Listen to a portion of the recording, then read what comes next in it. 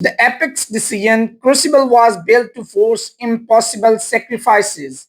But when the human candidate HFY enters the chamber, the galaxy is about to discover that humanity does not accept impossible answers. The Apex Decision Crucible did not fail candidates.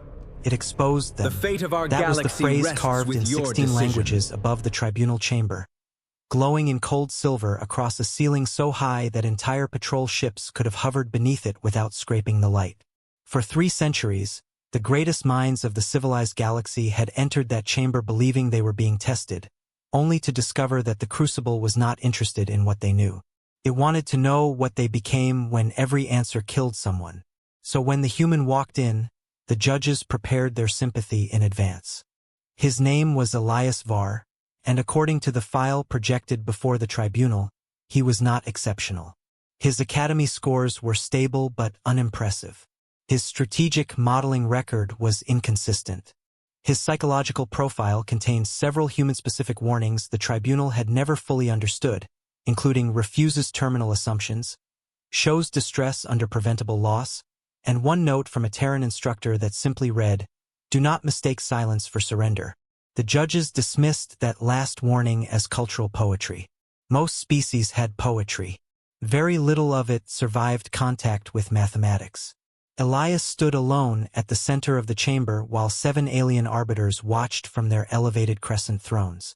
Around them, thousands of observers from military academies, diplomatic houses, and intelligence guilds leaned forward behind translucent barriers.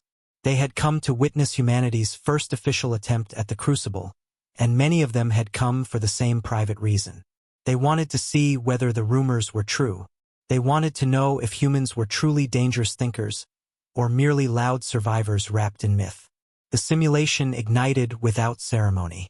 Stars appeared across the chamber floor. Trade lanes became glowing arteries. Colonies flickered into existence as small blue points of life. Then the disaster unfolded. A neutron storm tore through 3 border systems. A food network collapsed. Refugee fleets overloaded the evacuation corridors. A hostile fleet, simulated but historically accurate, advanced through the chaos toward a cluster of unshielded worlds. The Crucible presented Elias with 12 impossible priorities, firepower on the core. each one designed Prepare by for warp civilizations that had perfected loss into doctrine. The first timer appeared above him. 6 minutes. A murmur moved through the chamber. No candidate had ever been given 6 minutes on the opening scenario. That was not an assessment window. That was a humiliation. The arbiters had compressed the trial because the human file suggested emotional volatility under mass casualty conditions, and the Crucible was designed to reveal weakness quickly. Elias did not move. He studied the burning systems, the trapped fleets, the starving colonies, and the advancing enemy formation with an expression that made one of the junior analysts frown. It was not fear. It was not confusion. It was not even calculation in the way most species understood it. He looked almost offended, as if the simulation had been rude enough to lie to his face. At 5 minutes and 12 seconds, Arbitress Vera leaned toward her console and whispered, "He is freezing." At 4 minutes and 59 seconds, Elias raised one hand. The chamber quieted so sharply that even the observation drones reduced their engine hum. "Before I answer," Time he is said, critical. his voice Maintain calm the enough to sound perimeter. misplaced inside the catastrophe. Affirmative. Hold Who the decided line. these were the only choices? The Crucible paused. Not slowed. Not recalibrated. Paused. Every star on the chamber floor froze mid-flicker. The advancing hostile fleet stopped between heartbeats. The timer vanished. Across the main tribunal display, where candidate errors were usually cataloged in clean academic language, a warning appeared in red. Unauthorized survival path detected. For the first time in 300 years, the Apex Decision Crucible asked a candidate a question. And the question was not whether Elias Var had an answer. It was whether the tribunal was prepared for what the human had just noticed. The warning remained suspended over the chamber long after the timer had disappeared, its red light washing across the faces of the arbiters like an accusation. No one spoke at first because the Apex Decision Crucible was not a device that asked for permission to continue. It was the oldest surviving measure of strategic intelligence in the central systems, a sovereign machine granted academic authority by treaty, war, and tradition. It evaluated candidates, assigned Enough. outcomes, recorded I have failures, analyzed the situation. and produced rankings that shaped Prepare for command engagement. appointments across half the civilized galaxy. Prepare for engagement. It did not hesitate. It did not misunderstand. It did not stop in the middle of an opening scenario because one quiet human had asked who made the rules. Elias Var lowered his hand slowly, as if he had not just interrupted the most respected intelligence trial in known space. He stood inside the frozen disaster with a posture that seemed almost too ordinary for the scale around him. 3 colonies were still caught in projected famine. Refugee fleets hung motionless between collapsing lanes. The hostile armada remained locked in a perfect crescent, its weapons mid-charge, its simulated commanders waiting for a universe that had forgotten to move. Around Elias, billions of lives had been reduced to glowing symbols, and yet his attention was fixed not on the catastrophe itself, but on the shape of the choices surrounding it. That was the first thing Director Thaler noticed, and it unsettled him more than the warning. Elias was not reacting like a candidate under pressure. Most species, when placed inside the crucible, reached instinctively toward the visible crisis. They counted ships, weighed casualties, The optimized unauthorized supply path chains, grows. measured defensive Initiate delays, intercept protocols and tried to immediately. minimize irreversible loss before the timer devoured them. Elias had looked past all of that. He had looked at the boundaries of the problem, as if the deaths being presented to him were not the whole truth but the outline of something hidden behind it. Director Thaler sat at the central throne of the Tribunal Crescent, his long silver fingers resting motionless above the command glass. For 92 years, he had overseen crucible assessments. He had watched prodigies collapse, generals tremble, philosophers contradict themselves, and war-born tacticians discover that courage meant very little when every brave decision killed the wrong people. He believed in the crucible because it stripped away reputation. It did not care what a species claimed to value. It showed what they chose when reality closed its hand around them. And yet the human had not chosen. That should have been failure. Refusal was not strategy. Hesitation was not brilliance. Questioning the premise was, in most recorded cases, a delay reflex produced by candidates who could not emotionally accept constrained loss. Humans were known for that defect. Their diplomatic records were full of delays. Rescues, last stands, evacuation obsessions, and irrational expenditures of resources on individuals with no statistical value to the broader outcome.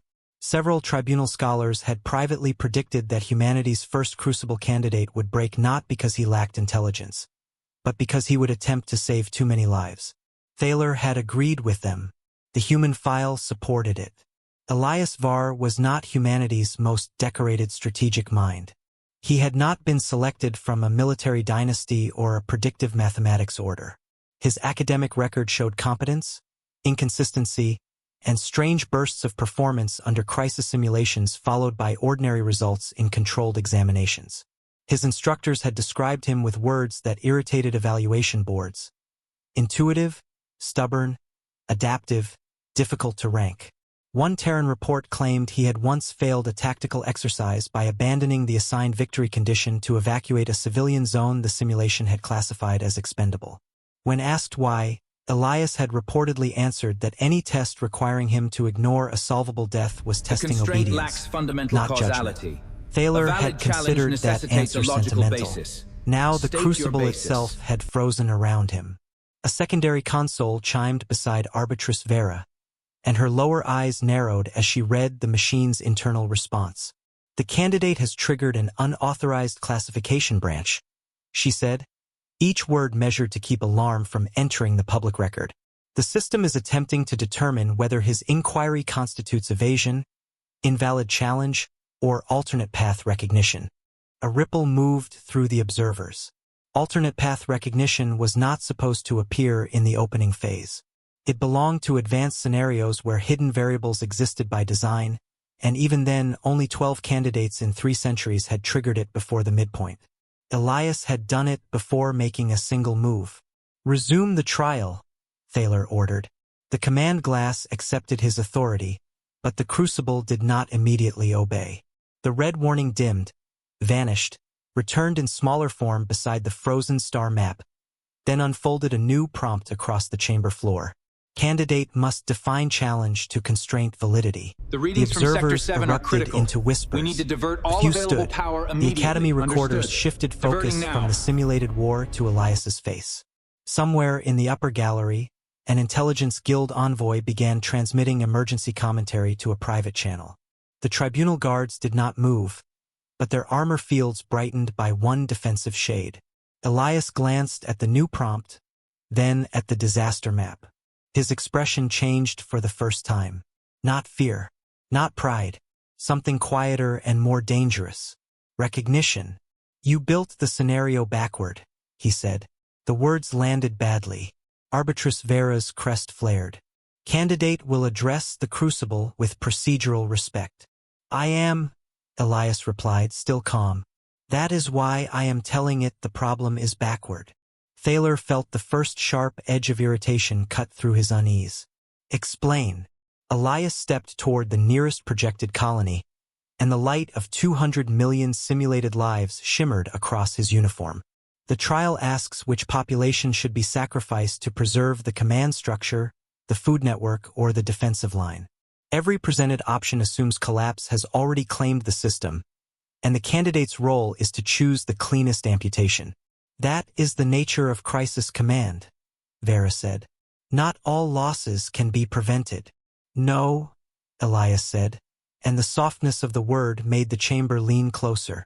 But some losses are only inevitable because someone decided too early that rescue was inefficient. The crucible pulsed. It was a small thing, barely more than a flicker beneath the frozen stars, but every assessor in the chamber saw it. The machine had registered the statement not as emotional objection, but as strategic input. Thaler's fingers curled once against the command glass. You believe the scenario contains a rescue solution? I believe it contains a missing question, Elias said. You are asking what to abandon. I am asking what connects the pieces you think are already separated. For the first time, the frozen disaster map shifted without tribunal command. Thin lines appeared between the refugee fleets, the food depots, They're the targeting threatened the energy colonies, nexus. and We the have to enemy shut advance. it down now. They were faint Prove at it. first, Look at the almost data. invisible It's clear. beneath the brighter Shut it crisis down. indicators. But they spread as Elias watched them, forming a pattern no candidate display had ever revealed during the opening scenario. Arbitress Vera stopped breathing for 3 full seconds. Director Thaler saw the pattern and felt something colder than embarrassment move through him. Those lines were not part of the candidate interface. They belonged to the Crucible's internal architecture, the hidden causal skeleton beneath the simulation, visible only to examiners during post-analysis. Elias was not supposed to see them. No candidate was supposed to know they existed. Elias looked up at the arbiters, and now there was a question in his eyes that made the entire tribunal feel suddenly less like a judging body and more like something being judged. Why? He asked. Was this layer hidden from us? Alice has already done the unthinkable. He exposed hidden layers inside the crucible and challenged the assumptions behind the entire test. But what he is uncovering may be far more dangerous than the simulation itself. Status Director report. Thaler did not Over. answer immediately, and that silence became more revealing Proceeding than with any authorization confession could have protocol. been. Stand by. The tribunal chamber had been built to magnify authority. Every sound from the arbiter's crescent carried with deliberate weight, every command shaped by acoustics older than several member civilizations. Yet in that moment, with the hidden causal skeleton glowing faintly across the disaster map, the chamber seemed to tilt toward the human standing below. Elias Var had asked a procedural question, but everyone present understood the deeper accusation beneath it. If the crucible was a perfect measure of intelligence, why had it concealed part of the problem from the minds it claimed to evaluate? Arbitress Vera recovered first. Candidate access to internal architecture is prohibited because the crucible measures decision-making under limited information. The hidden layer exists for examiner analysis, not candidate strategy. Elias studied the thin lines linking the frozen colonies, fleets, depots, and enemy vectors. Then why does the scenario punish candidates for not using connections they are not allowed to see? A low murmur spread through the observation tiers, then died under the Analyze the pressure drive of core's tribunal containment security field. fields We've brightening got a again. breach. The question was simple enough to sound naive, but it struck a On it, place Commander. most civilizations had carefully avoided touching. The Crucible's reputation depended on a cruel elegance. It forced candidates to act without full knowledge, then judged how well their instincts aligned with outcomes revealed later. That was considered realistic. War did not present clean maps. Disaster did not explain itself. Collapse did not wait for certainty. But Elias was not disputing uncertainty.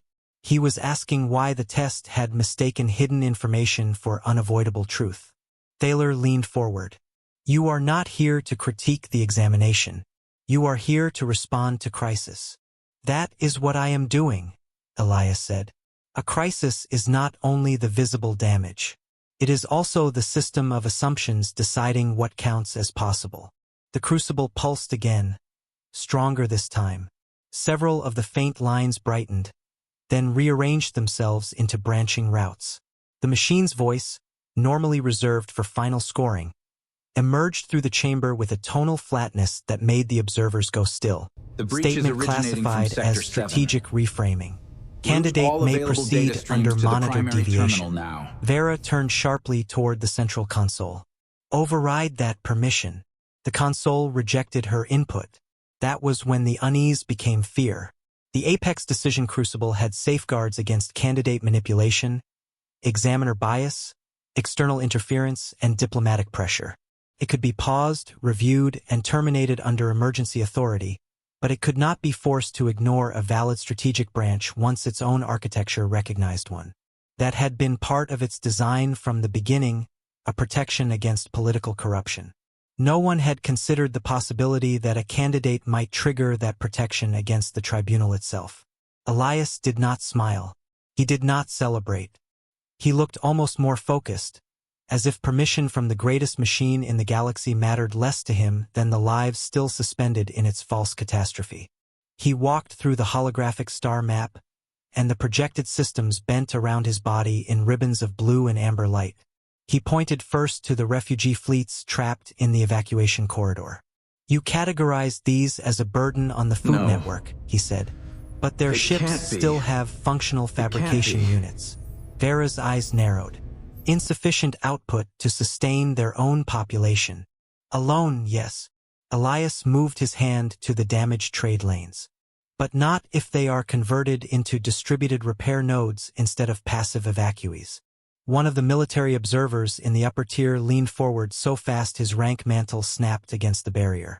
The crucible responded before any arbiter could. 3 refugee clusters shifted classification from liability to mobile infrastructure. The casualty projection changed by less than 1%, almost meaningless on the main display, yet the hidden causal lines brightened as if a locked door had clicked open somewhere inside the model. Elias turned to the food depots next. "These are marked as failing because the central distribution chain collapses after the storm." He paused, then traced 3 smaller routes between civilian colonies the simulation had tagged as strategically irrelevant. But these local routes survive because they were too small for the hostile fleet to target and too inefficient for the command model to value. A second classification changed, then a third. The fleet is The aligning. chamber Hold watched as position. resources that had The been coordinates are dismissed locked. as fragments began to connect. Not Excellent. enough to Prepare solve for the the jump. catastrophe. Not yet. But enough to disturb the shape of inevitability. Thaler felt his irritation drain into something far more dangerous. Attention. The human was not overpowering the simulation. He was not producing superior calculations at impossible speed. His movements were deliberate, almost slow compared to the famous candidates of earlier centuries. What made him alarming was that he seemed to distrust every official label the Crucible provided. Burden, loss, irrelevant, collapsed, expendable. He treated each word not as data, but as a suspect. "Why did you pause at the first colony?" Thaler asked before he could stop himself. Elias glanced toward him. "Because it was still broadcasting. The signal was marked non-essential. It was repeating every 9 seconds. Elias said. "Nothing repeats that cleanly in a collapsing civilian channel unless someone is keeping it alive on purpose." A communications scholar in the gallery whispered something that his recorder caught and The transmitted into breaches the are public expanding transcript faster than before he projected. silenced himself. Can we He still is contain listening it? to the dead channels. We have no choice The but to phrase try. spread through the room like a chill. The crucible opened another layer. This one had never appeared in a live assessment. Thousands of thin white pulses emerged from the endangered colonies, coded emergency transmissions buried beneath the primary crisis indicators. To most candidates, they had existed only as atmospheric detail, the meaningless noise of catastrophe. To Elias, they were evidence that the simulation still contained active human-scale intent. Technicians routing power, civilians coordinating shelter, local pilots holding lanes open, frightened populations refusing to become statistics before the model officially killed them. Elias followed those signals with his eyes, and for the first time, the observers saw something emotional cross his face. Not panic, not sentimentality. Recognition sharpened into grief, then into a kind of controlled anger so quiet it felt heavier than rage.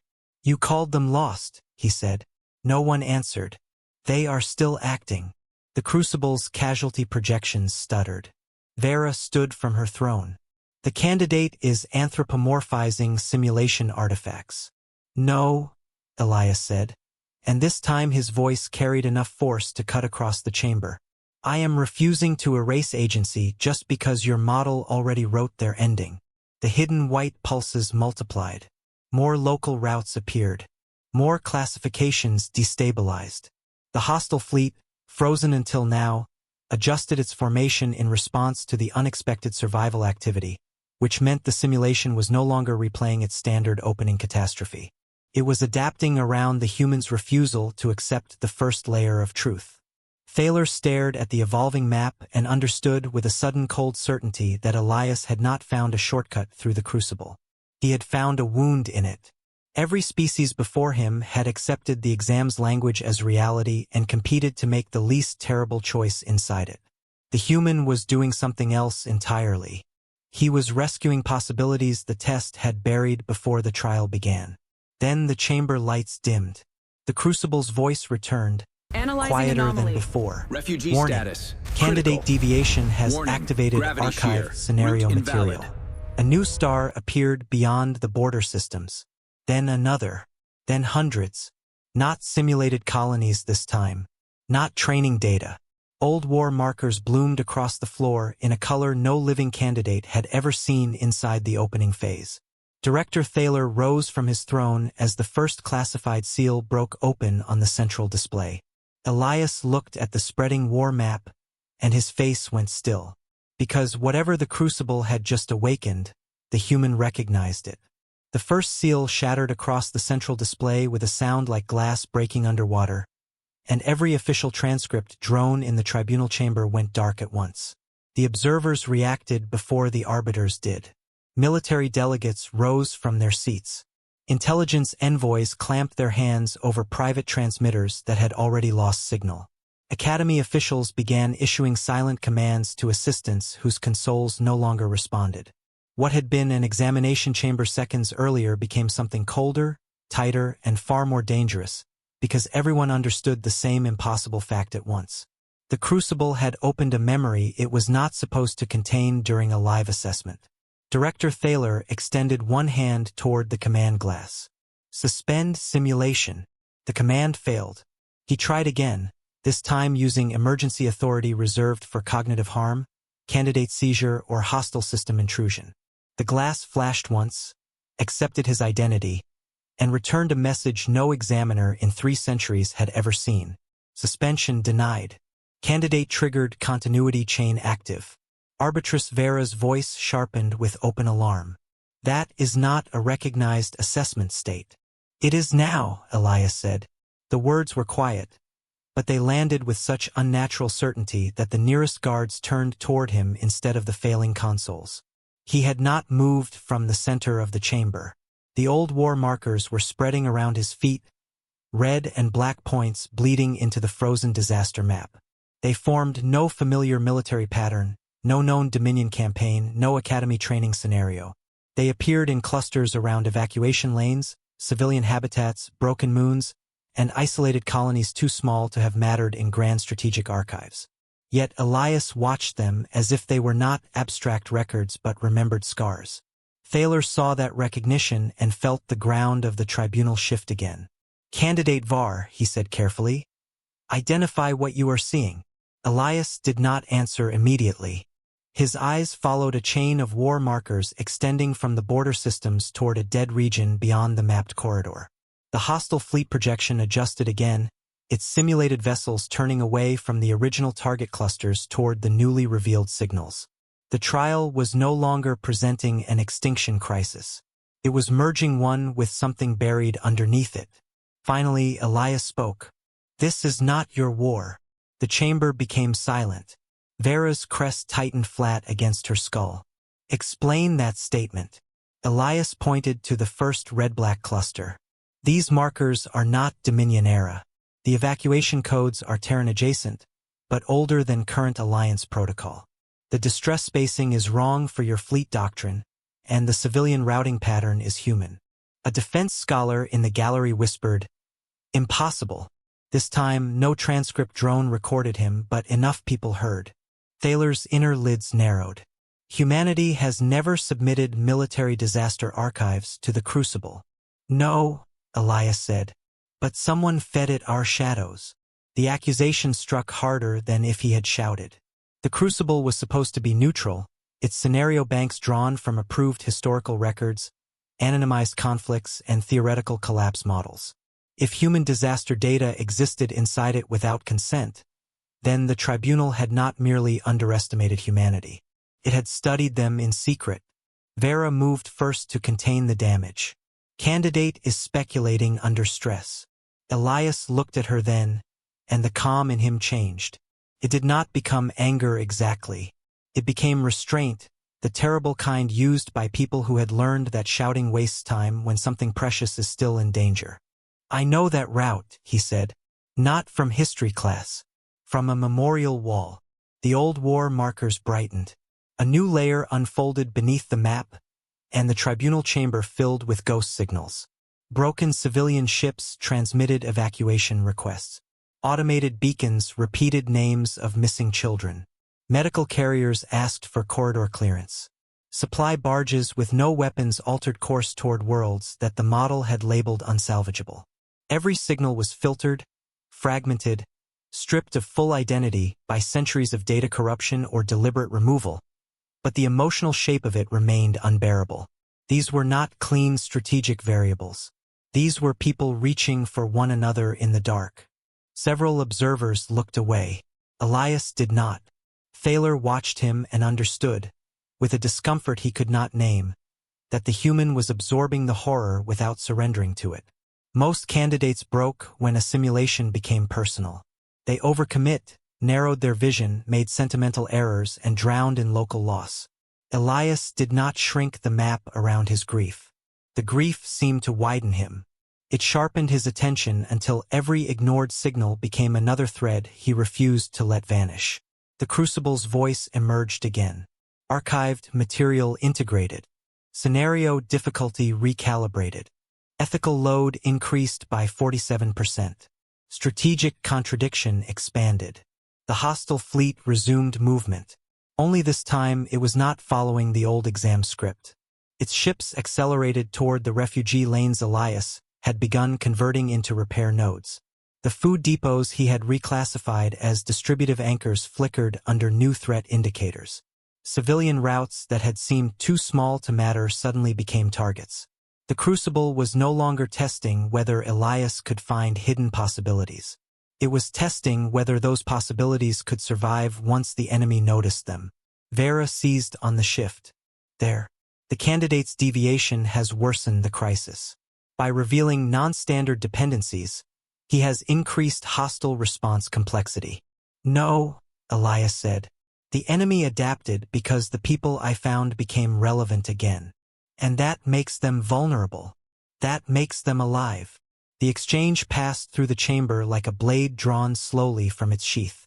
For the first time, the tribunal was not debating whether Elias had violated the exam. They were being forced to confront what his thinking implied. Their model had treated discarded lives as stable losses. His intervention had returned those lives to the battlefield, which meant danger increased, but so did possibility. The Crucible had always rewarded clean sacrifice because sacrificed variables did not move. Elias was proving that living variables were harder, messier, and sometimes the only reason a system could still be saved. Thaler's console chimed with a private alert. He looked down and felt his blood cool. External review channel opened by High Strategic Council. So they were watching now. The examination had become a political incident in real time. He closed the alert before Vera could see it, but Elias noticed the movement. Of course he noticed. The humans seemed to notice everything the tribunal preferred to hide. How many people are observing outside this chamber now? Elias asked. Thaler did not respond. The Crucible answered for him. Unauthorized external observers. 29. The gallery erupted. Vera turned pale beneath her gray skin. The Academy Chancellor stood from the observer tier and demanded the simulation be sealed. Security fields flared to maximum strength. Somewhere beneath the chamber, emergency locks engaged, sealing doors that had never been sealed during an assessment. The human candidate had not simply disrupted a test. He had pulled hidden data, exposed unauthorized observation, and forced the galaxy's most trusted intelligence machine to publicly contradict its own judges. And still, the disaster continued. The hostile fleet fired its first simulated salvo. A refugee cluster Elias had reclassified as mobile infrastructure began to fail. Thousands of civilian signals blinked toward extinction. The Crucible projected a new timer above the chamber floor. Not 6 minutes this time, but 90 seconds. Elias turned back to the map. His face was calm again, but it was not the calm of indifference. It was the calm of a locked door inside a storm. Now, the Crucible said, candidate must choose which recovered population to abandon. Elias stared at the dying signals, then reached toward the one route every alien model had already marked impossible. Elias reached toward the impossible route, and the tribunal chamber seemed to hold its breath around his hand. The path was barely visible, a broken thread of pale light cutting through the densest region of the simulated neutron storm. Every alien model had rejected it within the first second of analysis. The route passed too close to unstable gravity shear, too far from defended corridors, and through an area where the hostile fleet's long-range sensors would detect any organized movement. It was not listed as dangerous. Dangerous routes could be evaluated. It was listed as invalid, which meant the Crucible had already decided no rational commander would consider it. That was why Elias touched it.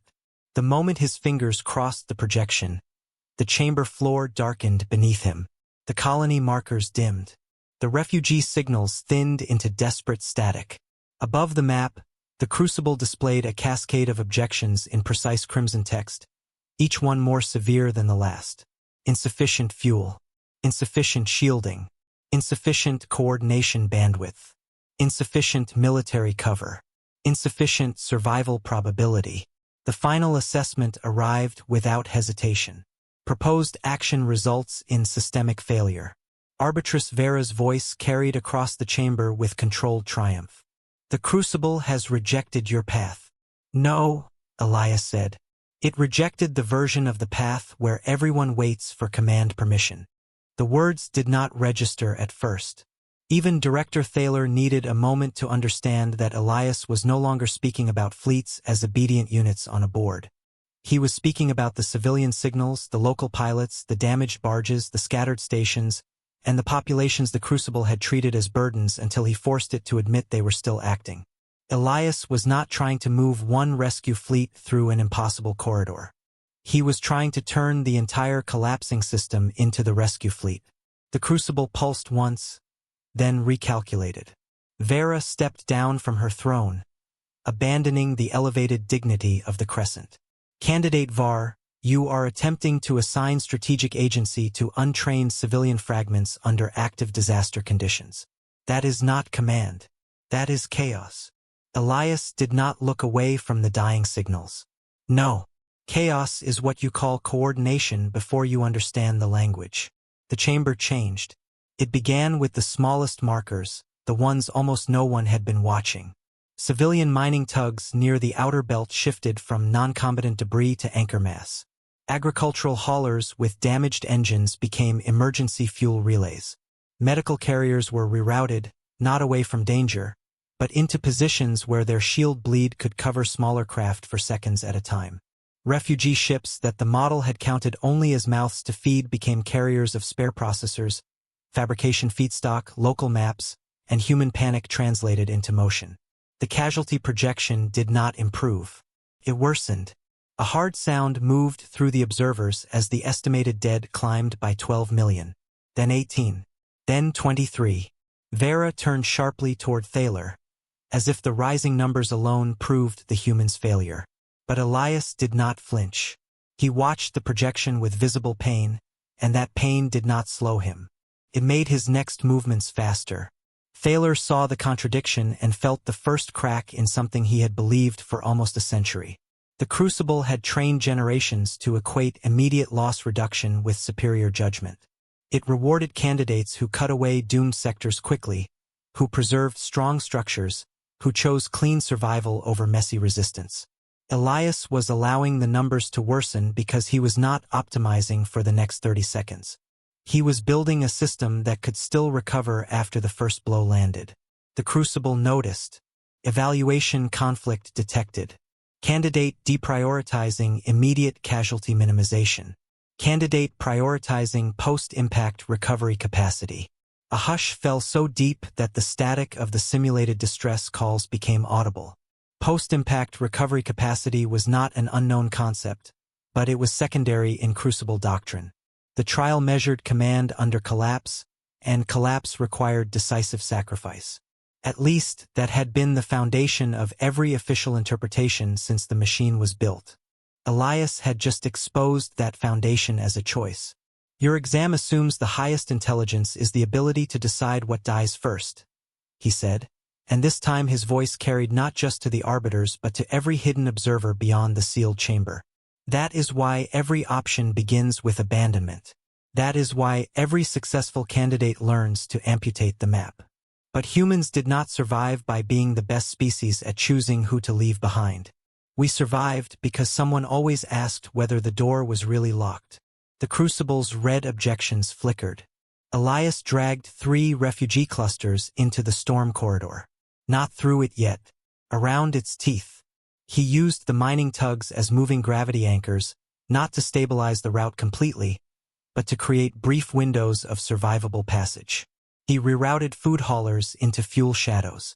He instructed damaged satellites to burn themselves out as false signatures, pulling enemy sensors toward empty heat. He did not save every ship. He did not pretend he could. But every loss he accepted created cover for another movement, and every movement preserved another piece of the system's ability to help the next one. The hostile fleet adapted again, but now it was chasing too many fires.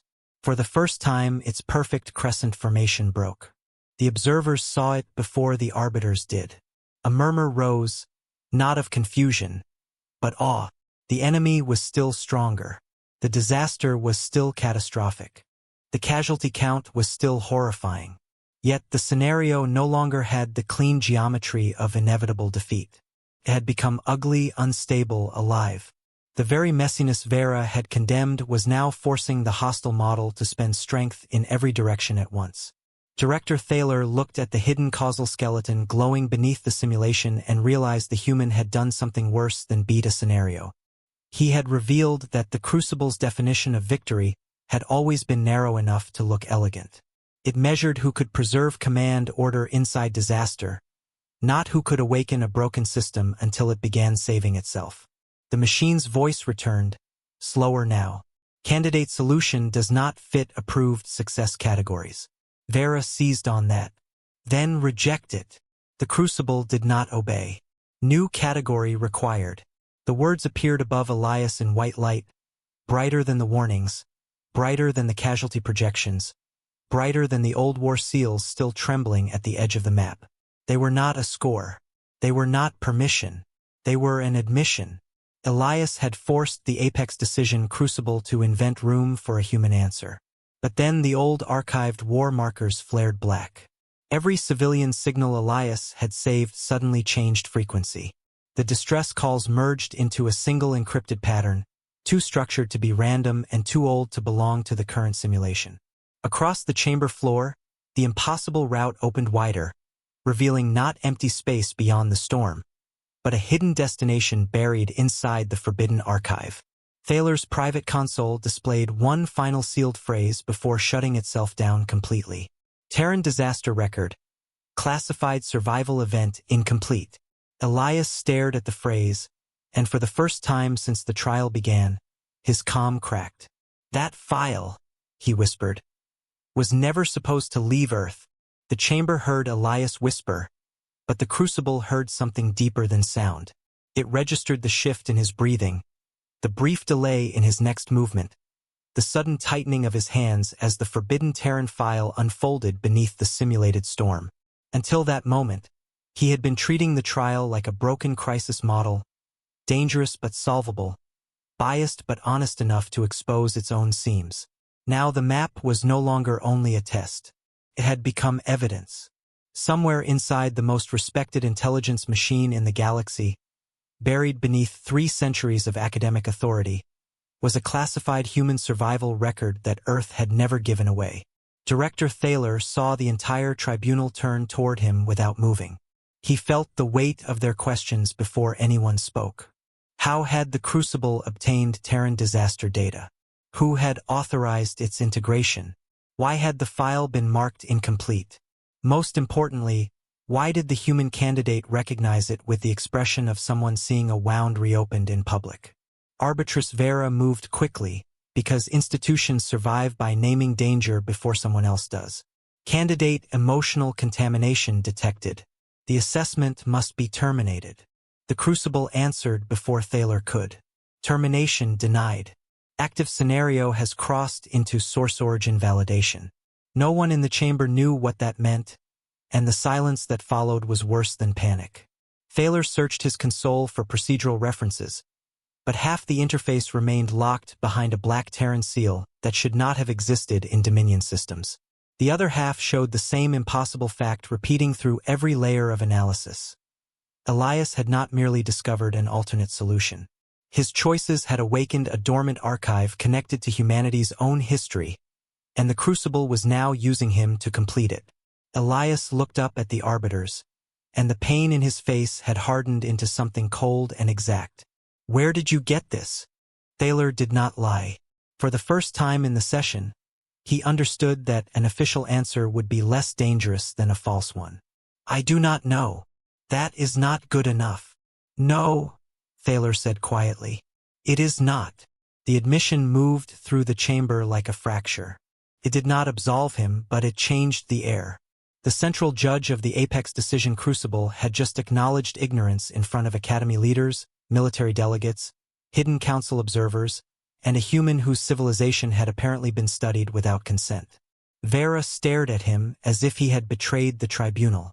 Elias stared as if he had finally heard one true thing from the Crescent Thrones. Then the Crucible resumed the disaster. The 90-second timer returned, but now it split into 3 separate countdowns. One marked the failing refugee cluster under enemy fire. One marked the collapse of the storm corridor Elias had begun to open. The third appeared above the sealed Terran destination beyond the impossible route, counting down from 60 seconds in a darker shade of red. Archive integrity failure imminent. Elias turned back to the map. Whatever the file was, whatever. Memory had been stolen or preserved or corrupted inside the machine. He could not investigate it while the simulated civilians died. That was the cruel intelligence of the Crucible, or perhaps of the hidden archive itself. It forced him to choose between outrage and rescue, between demanding justice and keeping fragile possibilities alive for one more minute. He chose rescue, not because the theft did not matter, but because the living signals still did. His hands moved through the projections with sudden ruthless clarity. The mining tugs he had used as gravity anchors were burning out too quickly, so he stopped treating them as anchors and turned them into timed collapse points, letting their failure bend the storm shear for seconds instead of resisting it for minutes. He sacrificed 2 unmanned cargo strings to create false debris patterns that mimicked civilian heat signatures. He ordered the medical carriers to stop shielding the largest ships and instead protect the smallest ones, because the smaller craft could fit through the storm gaps the larger vessels would never survive. The casualty count rose again. Vera almost spoke, but Thaler lifted one hand and stopped her. He was beginning to see it now. Elias was not saving the most impressive assets. He was preserving motion. Every alien model in the chamber prioritized command ships, high-capacity transports, centralized depots, and defensible hubs because those were the structures through which civilizations controlled disaster. Elias prioritized anything that could continue acting after the main structure broke. Small ships, local routes, improvised relays, civilian decisions. Human beings, Thaler realized, had built an entire survival instinct around the terrifying belief that the center might fail and the edges would still have to carry the fire. The hostile fleet adapted with brutal speed. Its crescent formation split into 6 hunter groups and surged toward the improvised rescue chain. The Crucible gave Elias 27 seconds before total route collapse. The hidden Terran archive dropped below 30. Elias did something none of the observers expected. He stopped moving. For one awful heartbeat, it looked like the pressure had finally reached him. The chamber leaned forward, hungry and horrified. The human had exposed a stolen archive, forced a new category into the greatest exam in known space, and built a rescue network out of pieces every other species had discarded. But perhaps even humans had limits. Perhaps this was the moment when defiance ended and mathematics resumed its throne. Then Elias closed his eyes. The Crucible flagged the gesture instantly. Candidate visual disengagement under critical countdown.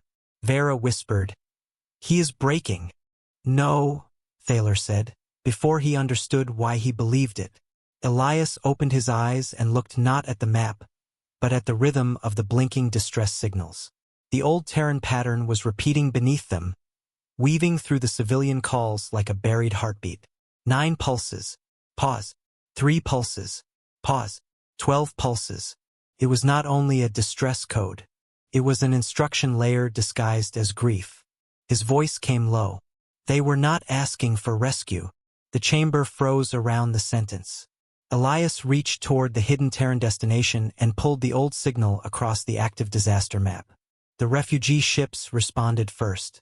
Then the civilian stations. Then the damaged satellites. The scattered fragments of the system began shifting in synchrony, not because he commanded them, but because the ancient Terran pattern had been designed for collapse conditions where command was already dead. They were teaching whoever survived how to organize without permission, Elias said. The Crucible's projections erupted. The impossible route did not stabilize. It multiplied. Dozens of narrow, temporary passages opened across the neutron storm, none survivable alone for long, but together forming a living chain of escape that moved faster than the hostile fleet could predict. The enemy hunters fired into empty corridors. Refugee clusters vanished into storm shadows. Food haulers became decoys, then supply relays, then evacuation bridges. The casualty count stopped rising.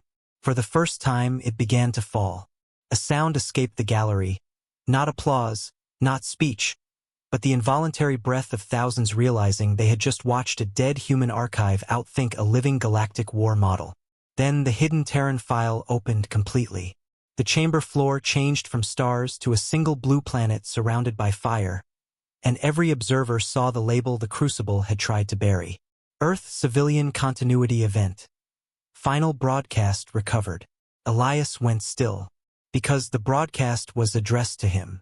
The Crucible has revealed a hidden Terran archive tied directly to Ellis's past. And now the trial is no longer just about survival. It is about a secret humanity was never meant to share. The label hung above the chamber floor with the quiet violence of a verdict. And for the first time since Elias Var had entered the Apex Decision Crucible, the entire galaxy watching him seemed to disappear from his awareness. The arbiters, the observers, the sealed doors, the hidden council feeds, the armed guards with brightened shields, even the hostile fleet still tearing through the simulation around him all became distant things. Beneath his feet, Earth burned in blue and red projection light, wrapped in orbital fire and emergency traffic. and across that wounded image pulsed a broadcast that should not have known his name. Elias did not step back. That made it worse. Director Thaler watched the human's face and felt his own assumptions collapse one by one. He had expected anger when the archive opened. He had expected accusation, panic, perhaps even the crude emotional overload the tribunal had warned about in human candidates. Instead, Elias looked as if a door had opened inside him, and behind it stood something he had spent years refusing to turn toward. His expression was not weakness. It was recognition disciplined into silence. The crucible spoke in its cold assessment voice. Personalized source origin message detected. Candidate psychological relevance. Severe. Arbitress Vera found her courage in procedure. Seal the broadcast. This is no longer an assessment. The crucible ignored her. The blue planet rotated once beneath Elias, and the final broadcast began without sound. At first, it was only text, fragmented by corruption and age, appearing in broken strips across the atmosphere. If this reaches any Terran child of the continuity line, remember that survival is not command. Elias closed his eyes for half a second. When he opened them, the chamber saw what grief looked like when it had been trained not to kneel. His voice was barely above a whisper, but every recorder still functioning caught it. My grandmother used to say that. The words changed the archive from stolen data into inheritance. Thaler's throat tightened, though he had no human language for the feeling. Candidate Var, are you able to continue? Elias looked at the burning earth beneath him, then at the active disaster map still bleeding civilian signals into darkness. The hidden broadcast had not paused the scenario. The refugee chain remained under attack. The impossible routes flickered unstable. The hostile fleet had regrouped, its hunter formations learning faster now, targeting not the largest ships but the smallest connectors, the fragile links that made Elias's living rescue system possible. I do not think it is asking whether I am able, Elias said. I think it is asking what I become when I am not. The broadcast advanced. When the center fails, do not wait for the center. When the map lies, trust the hands still moving. When the choice is one world or another, find the seam where the choice was stitched shut. The phrase struck the chamber like a buried weapon coming online. The crucible immediately restructured the final scenario. The simulated border systems compressed inward. The hostile fleet expanded. The refugee chain Elias had built was split by new gravity shear, and the revived Terran archive projected 2 rescue endpoints on opposite sides of the storm. One glowed with the blue-white signature of Earth. The other represented the alien colonies and fleets Elias had been saving since the trial began. Between them, the impossible routes began collapsing into a single decision fork. A new timer appeared. 45 seconds. Candidate must prioritize origin civilization or non-origin populations. Vera's eyes fixed on the display with grim satisfaction. There is the truth of crisis. Strip away abstraction, and loyalty reveals the hierarchy. The observers did not whisper now. They waited. Every civilization in the chamber knew what it meant to protect its own. No species survived by loving strangers more than home. No commander would be condemned for saving the world that made him, especially not when the other side belonged to civilizations that had mocked him, judged him, stolen from him, and hidden his history inside a machine. Thaler hated that the logic made sense. Elias stared at the fork. One path led toward Earth's projected survival chain, where the broadcast still pulsed with his family's words. The other led toward alien refugee fleets, frightened colonies, and scattered civilians who would never know his name if he failed. The crucible had finally created the cleanest possible wound. It had taken his philosophy, his outrage, his grief, and his species' oldest instinct, then pinned them against one another under a timer short enough to make compassion look childish. For 20 seconds, Elias did nothing. The Earth path brightened, as if inviting him home. The alien path dimmed as the hostile fleet closed. Vera spoke softly, almost gently. Choose your own, human. Elias looked up. That was when Thaler realized the crucible had made its final mistake.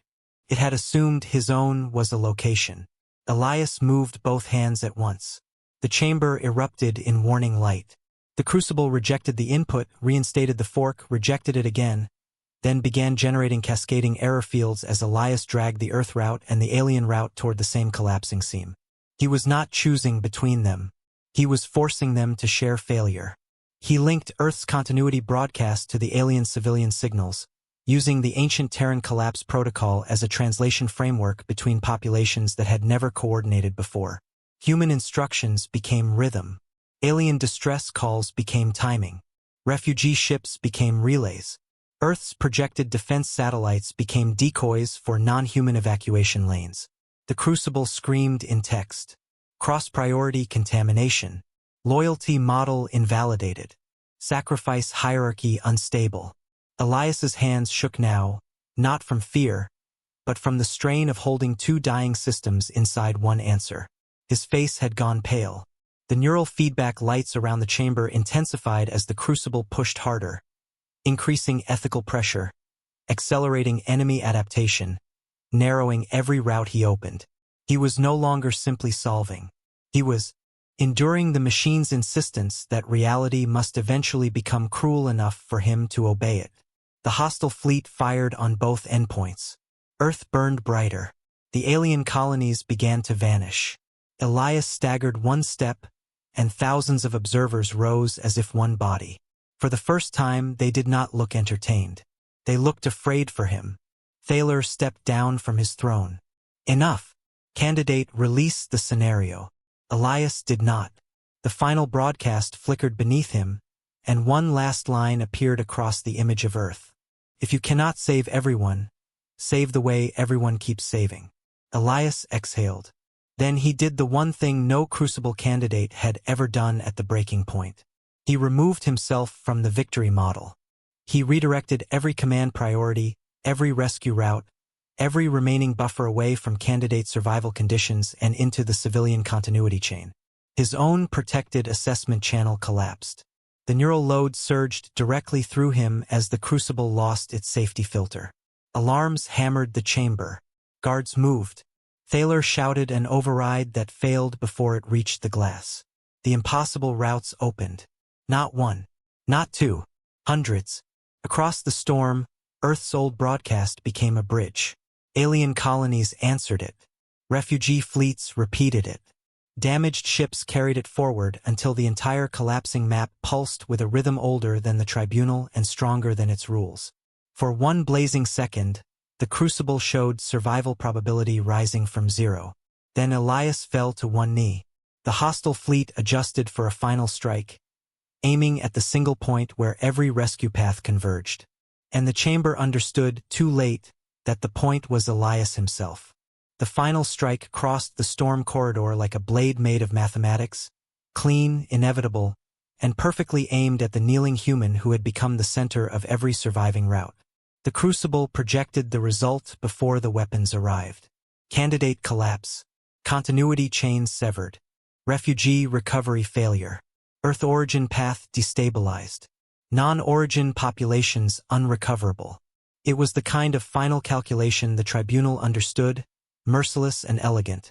And for one terrible moment every observer in the chamber saw the old logic reassert itself. Reality had closed its hand. Sacrifice had returned. The human had tried to refuse the shape of loss, and loss had answered with physics. Then the civilian signals moved without him. The first change was so small that only Director Thaler noticed it. One damaged alien medical carrier shifted 2 degrees off its projected escape vector, abandoning its own safest route to place its shield bleed over a cluster of refugee craft it had never been ordered to protect. Then a human defense satellite from the archived Earth projection burned its last fuel reserves to widen the false heat bloom around the carrier. Then a mining tug, already marked terminal, released its anchor mass early and twisted the storm shear across the incoming strike. One decision became 3. 3 became 17. 17 became thousands. Elias had not made himself the center so everything would depend on him. He had made himself the last piece the system could afford to lose. The crucible recalculated so fast that its displays blurred into white fire. The hostile strike bent, fractured, and scattered into the empty corridor Elias had left behind when he collapsed the candidate protection channel. The rescue network did not break. It absorbed the impact through 1,000 small acts of borrowed courage, each one insignificant alone, each one catastrophic to the enemy model when combined. The impossible routes held for another second, then another, then long enough for the first refugee cluster to pass through the storm. A sound rose from the gallery, low and stunned. Not victory. Belief. Elias remained on one knee, one hand pressed against the chamber floor, his breathing ragged as the neural load trembled through the broken safety interface. He could no longer command the map. That was the point. The old Terran broadcast had become a language, and the alien civilians had begun answering in it. Ships that had been variables were now participants. Colonies marked unrecoverable were coordinating shelter transfers. Food haulers were feeding evacuation corridors instead of central depots. Every species inside the simulation was doing what the Crucible had never expected frightened populations to do. They were saving forward. The hostile fleet tried to adapt again, but adaptation required a stable opponent. Elias had not built one. He had built motion that survived leadership failure, grief that became instruction, panic that became signal, and loyalty that expanded instead of narrowing under pressure. The enemy model targeted command nodes and found none. It targeted evacuation centers and found routes already moving. It targeted Elias and discovered, too late, that humanity's most dangerous strategic habit was teaching everyone else how not to need permission. The casualty count dropped below failure threshold, then below historical minimum. Then the Crucible stopped counting deaths and opened a category no observer had ever seen. System survivability preserved beyond command continuity. Arbitress Vera sank back into silence, her procedural certainty stripped bare. Thaler stood at the edge of the map, watching the greatest intelligence trial in the galaxy become something larger than assessment. For 92 years, he had believed the Crucible revealed what candidates became when every answer killed someone. He understood now that it had only revealed what they became after accepting that every answer had to. The human had not defeated the test by being faster, colder, or more brilliant in the approved ways. He had defeated it by refusing to let the test decide where possibility ended. The final hostile formation collapsed into the storm. Across the chamber floor, Earth's burning image faded, but the broadcast remained, now carried by alien signals that had once been written off as noise. The refugee fleets emerged beyond the impossible route. The food network stabilized in fragments. The colonies did not return to perfect safety, because perfect safety had never been the human answer. They returned to action, damaged but connected, wounded but alive, each one capable of helping the next. The Crucible's voice came softer than before. Assessment complete. For several seconds, no score appeared. Then the machine displayed a single line. Candidate result exceeds victory model. New classification required. Human adaptive continuity logic. The chamber did not cheer immediately. It has weight before it has sound. It pressed down on every species present, forcing them to understand that they had not witnessed a clever cadet exploit a loophole. They had watched a human take a trial built around abandonment and teach it recovery. They had watched stolen history become rescue doctrine. They had watched one species' refusal to leave people behind spread through alien minds like fire finding oxygen. Elias lifted his head. Thaler crossed the chamber floor toward him, no longer above him, no longer judging from the crescent. He stopped at the edge of the fading map and lowered his head in a gesture the tribunal had never offered to a candidate during live assessment. Elias Var, he said, voice rough with something older than apology. The Crucible measured intelligence by the ability to choose necessary loss. You have demonstrated that our necessity was incomplete. Elias looked past him, toward the last fading pulse of the Terran broadcast. No, he said quietly.